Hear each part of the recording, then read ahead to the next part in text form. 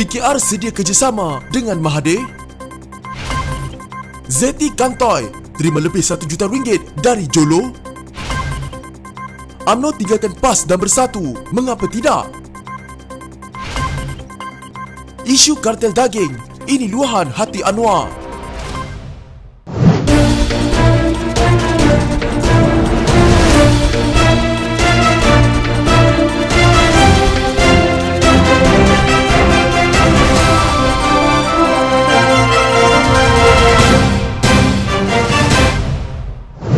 Itu terserah pada PH. Siapa pun kita boleh undang, tapi patuh kepada prinsipnya.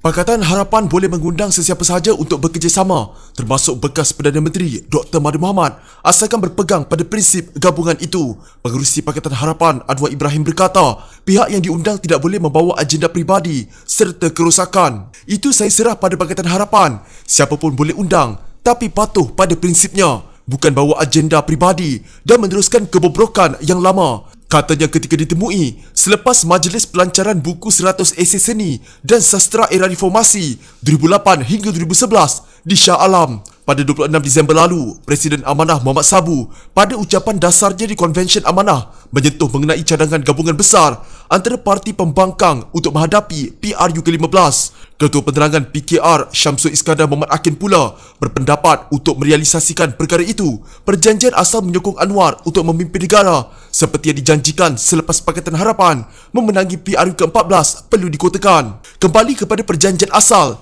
mandat rakyat suatu PRU ke-14 jelas menyokong Datuk Seri Anwar Ibrahim untuk memimpin negara selepas Dr. Mahathir. Justru saya percaya amanah boleh meyakinkan Mahathir untuk mendukung segala usaha Datuk Seri Anwar Ibrahim mengembalikan semula mandat rakyat dan terus memimpin Pakatan Pembangkang pada waktu ini, kata Syamsul. Manakala Parti Pejuang Tanah Air, Pejuang, terbuka dengan sebarang cadangan tetapi enggan menyokong sekiranya kerjasama tersebut melibatkan golongan kleptokrat. Sementara itu, Anwar ketika ditanya mengenai keinginan Dr. Mahathir untuk kembali menerajui negara, berkata soalan berkenaan sudah tidak relevan dan menyifatkan siapa sahaja yang ingin menjadi Perdana Menteri harus mempunyai tekad untuk melaksanakan reformasi dan tadbir urus yang baik. Bagi saya soalan itu tidak relevan. Tidak peduli siapa pun, dari parti mana, mesti ada komitmen untuk memerangi rasuah dan tidak melindungi keluarga dan kroni. Komited untuk memperjuangkan dan membantu penderitaan orang miskin di luar bandar, masyarakat terpinggir, katanya. Najib Razak mendesak bekas Gabenor Bank Negara BNM Zeti Aziz menjawab pendedahan sebuah laman blog yang membongkar beberapa dokumen yang dikaitkan dengan keluarganya yang didakwa pernah menerima dana lebih RM100 juta daripada ahli perniagaan dikehendaki Low Teck Joe, termasuk dari 1MDB ke akaun mereka di Singapura. Sejurus selepas pilihan raya umum ke-14, bekas Gabenor BNM sejak 2000 pernah mengeluarkan satu kenyataan yang kata dia nafi tahu kewujudan dana atau tahu mengenai apa-apa transaksi dalam akaun saya, termasuk dana yang dikatakan RM2.6 bilion itu. Masa itu saya amat hairan kenapa dia boleh cakap begitu, sedangkan dia yang nasihat saya untuk buka akaun atas nama saya sendiri dan bukan atas nama parti untuk menerima dana asing tersebut. Dan mana mungkin seorang Gabenor BNM boleh tidak tahu apabila dana asing berjumlah berbilion masuk ke dalam akaun bank atas nama Perdana Menteri, sedangkan setiap transaksi besar dari luar negara perlu kelulusan BNM, kata bekas Perdana Menteri itu di Facebook. Laman Malaysia Today semalam mendakwa pegawai kanan di M Investment Bank Berhad didakwa bersekongkol untuk membantu dua syarikat yang mempunyai kaitan dengan Low menjana keuntungan berjuta-juta daripada bond 1MDB pada hari pertama ia dikeluarkan. Penjualan bond bernilai RM5 bilion itu dikatakan diatur oleh M Investment dan diluluskan oleh Ketua Eksekutif TIA ketika itu, Syahrul Halmi, walaupun mendapat bantahan daripada pemegang saham Kerajaan Terengganu. Penerbitan bond bernilai RM5 bilion yang kononnya untuk pembangunan bersama Pulau Bidong dengan mubadalah dibuat terburu-buru atas nasihat penasihat khas TIA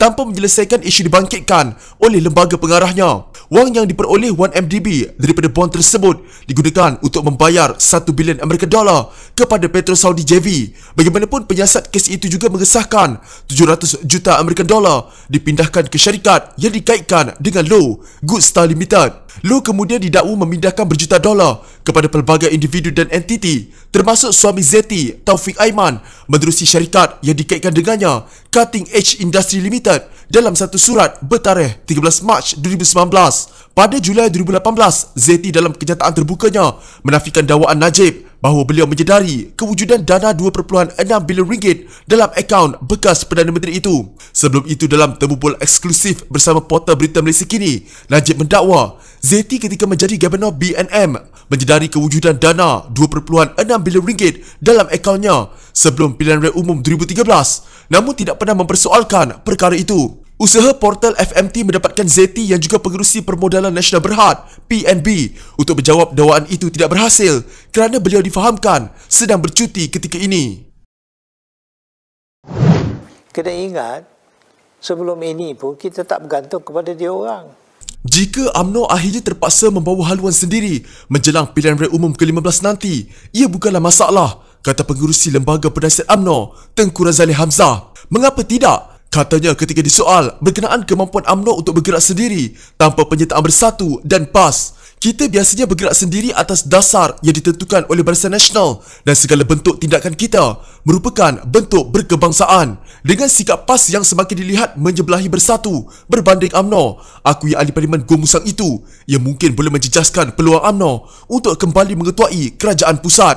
Tetapi kena ingat, sebelum ini pun kita tak bergantung kepada mereka. Kita bertanding atau menghadapi pilihan raya umum sebagai Barisan Nasional dan kita menang banyak kerusi. Di sebelah selatan, tengah, pantai barat pun kita menang. Ini kekuatan yang telah dibuktikan oleh kita dalam PRU yang sudah-sudah, katanya dalam wawancara dengan Malaysia Kini di rumahnya di Ibu Negara. Katanya meskipun menyokong Kerajaan Perikatan Nasional, UMNO bukan anggota Perikatan Nasional. Malah tambahnya, kekuatan UMNO melebihi parti-parti lain jika diukur dari segi perwakilan, kerusi parlimen, jumlah keahlian dan sokongan akar umbi. Hanya saja, UMNO perlu memilih calon PRU ke-15 yang boleh diterima masyarakat, iaitu calon yang tidak banyak masalah serta bertanggungjawab untuk memberikan segala khidmat dan bantuan kebajikan kepada rakyat, lebih-lebih lagi ketika negara berperang dengan COVID-19. Pada PRU 14 lalu, UMNO menang 54 kerusi parlimen, namun hilang banyak kerusi apabila ahli-ahlinya lompat parti menjadi ahli Bersatu yang diasaskan beberapa bekas pemimpin kanan UMNO.